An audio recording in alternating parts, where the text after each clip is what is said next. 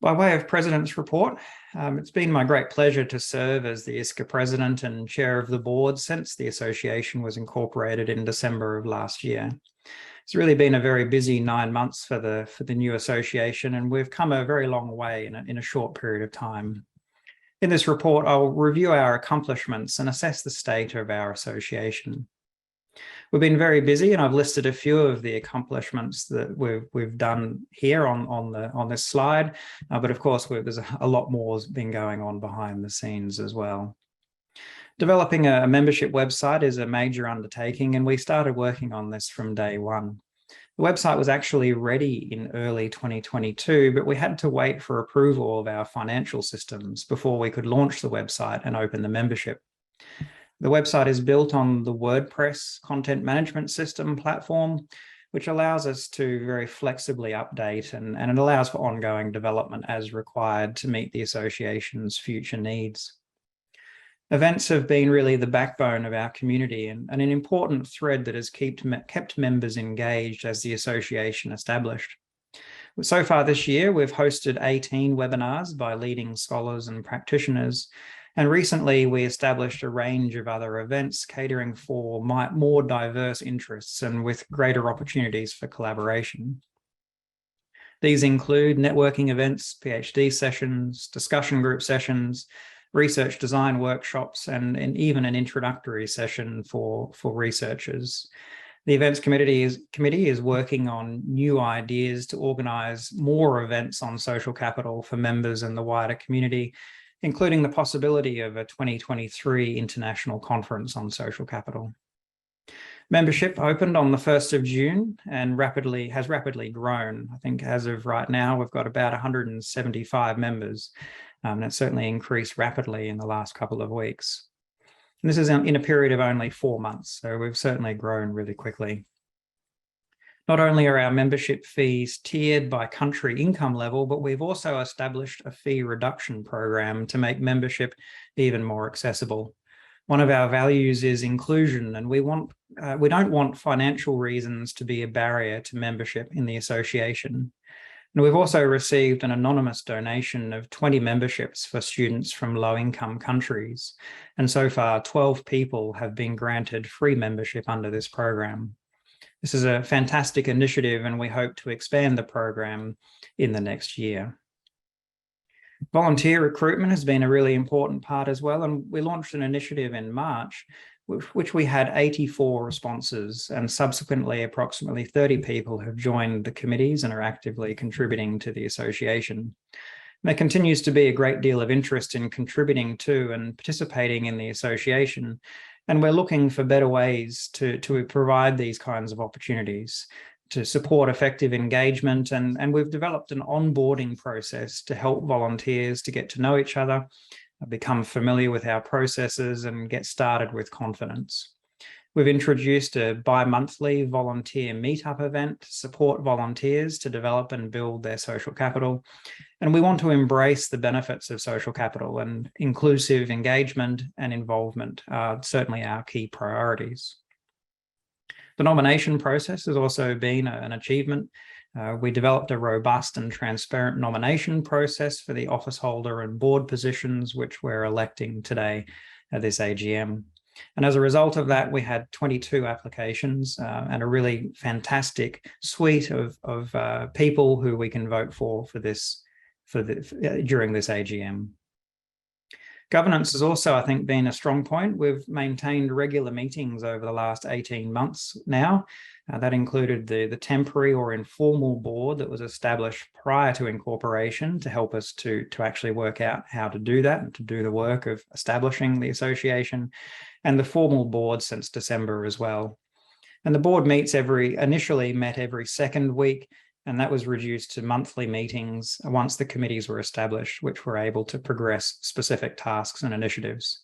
And the board meetings have been well attended, and detailed minutes have been kept. So I think the governance has been a strong point. The committees have been established. So we have the 6 operational committees: administration, human resources, marketing and communications, events, membership, and the nomination committee as well. There have, of course, been challenges along the way as well. Being a new association has been an enormous amount of work to do, and at times I've felt a bit of impatience or perhaps overwhelmed by how much was needed to be done. And some members of the board have perhaps done too much at times, myself included, and we need to be mindful of burnout. Active members are our most valuable resource, and we need to ensure that volunteer efforts are sustainable. I think we can do better at sharing the work and acting more collaboratively with more members getting involved. And there certainly seems to be a lot of interest for members to get involved. We've also had to adjust to the change from an informal group to a more formal incorporated association, while also establishing all of the required systems and processes and procedures along the way. We've been very careful to establish and observe our core values of democratic governance and inclusion. And we've had to constantly develop new processes, for example, around membership or the events, or in fact, the nomination processes. As an international organisation, we have the challenge of operating across various time zones and languages, and organising events and meetings can be a challenge, and inevitably, some people may be excluded or need to join in the middle of the night. Wherever possible, we've attempted to vary the times and offer multiple times to ensure everyone has access, and this AGM is an example of that. There is more to be done to overcome the barriers of time zones and languages as well. We've also had considerable delays in establishing our financial systems, particularly establishing and gaining access to the bank account. The anti-money laundering laws here in New Zealand, which is where the association is established, are very strict and required all directors to be identified and verified. So coordinating multiple signatures on the same document across different people in the world was a challenge, but fortunately this process was recently completed. We also would like to be able to offer tax deductible status for our donors. However, this will require further work to make this possible. And we've also identified a few barriers to people in some parts of the world being able to make their membership payments. And we're working to resolve this to make sure that membership in the association is accessible for everyone. We've been able to put in place a system where people can pay by electronic transfer in a variety of different currencies, and we're going to continue working on this to make sure that membership is accessible. By way of a short update on membership, I mentioned earlier 175 members. Only a couple of days ago on the 26th, it was 162, so you can see we're growing rapidly. I've given you a little bit of a breakdown here about the different types of members we have. 27% at that time, 27% student members, retired individual members about 56%, and a fair spread of different income level countries as well. High income countries is about 56, low income about 28. And we also have lots from medium income countries as well. And in fact, it's a total of around about 54 countries now. I haven't updated this since yesterday, so we already could add a few more countries to this list. But you can see that we really are a truly international association. I think it'd be great if in future, perhaps we could have country representatives to help to be a point of contact for members within each of these countries, and to help to grow the membership. If you're based in one of these countries that only has 1 or 2 members, and then it could be an opportunity to reach out to your contacts and other people you know in that country and help to grow the membership that way, be a point of contact. As I mentioned, the financial reporting is for a period when we didn't have any members, but in terms of a snapshot, a couple of days ago, we'd received revenue of about 13,000 New Zealand dollars against expenses of about 5,000, leaving us with cash on hand of around about $7,700, which equates to approximately 4,400 US dollars. So this leaves the association in a strong financial position. And I think that we've done some forecasting going forward, but a lot more work will need to be done by the new board to look at how other ways we can generate revenue and how we can start to spend that money to further our aims.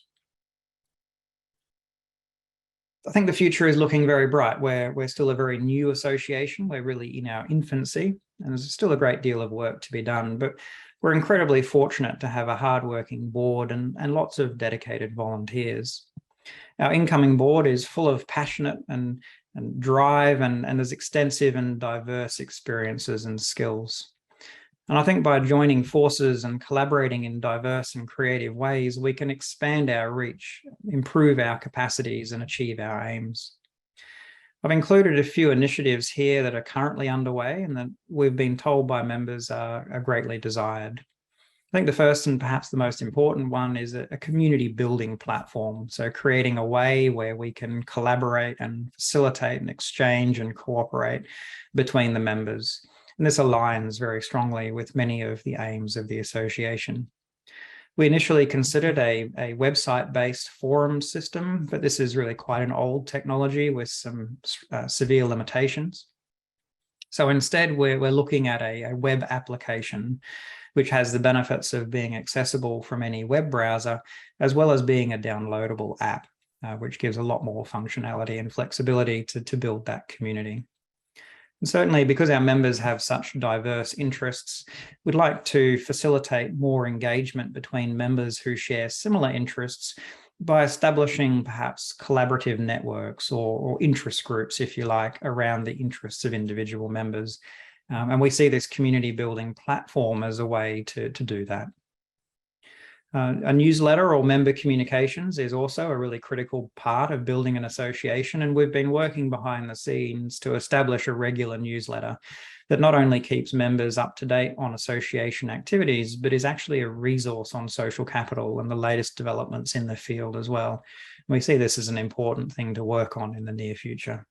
I mentioned earlier the possibility of an international conference, and there's a great deal of interest in this. I'm regularly asked about when we will host one.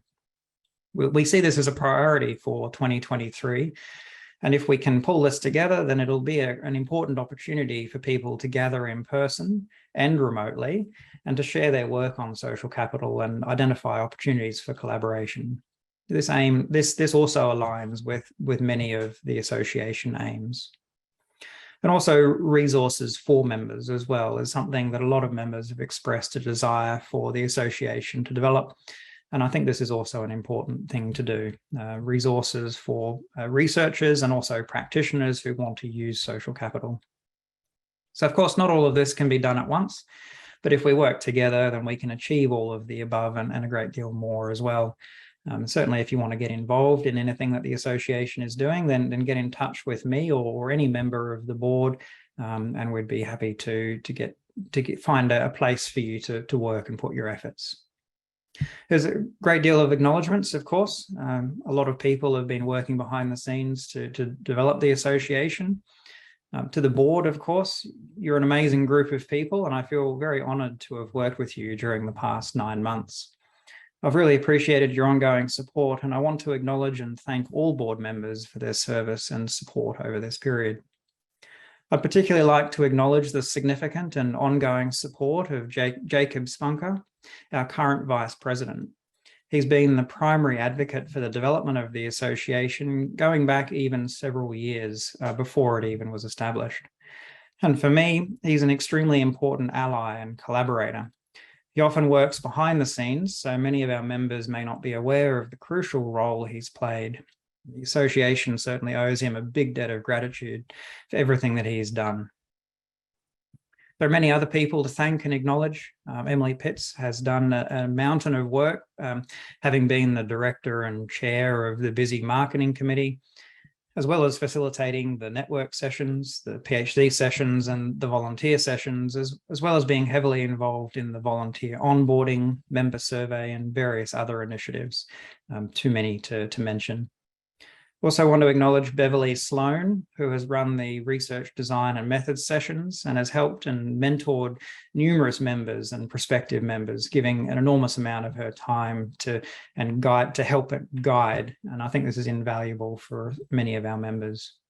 I'd also like to thank all of our volunteers, admin assistants, and of course to our members as well who have joined.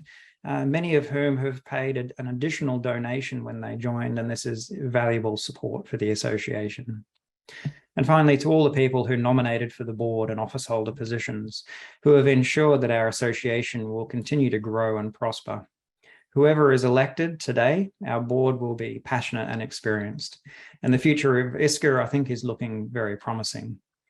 I really look forward to seeing how the association will continue to grow and develop. and I look forward to having more opportunities to collect and collaborate with our members and to get to know more of you as we go along.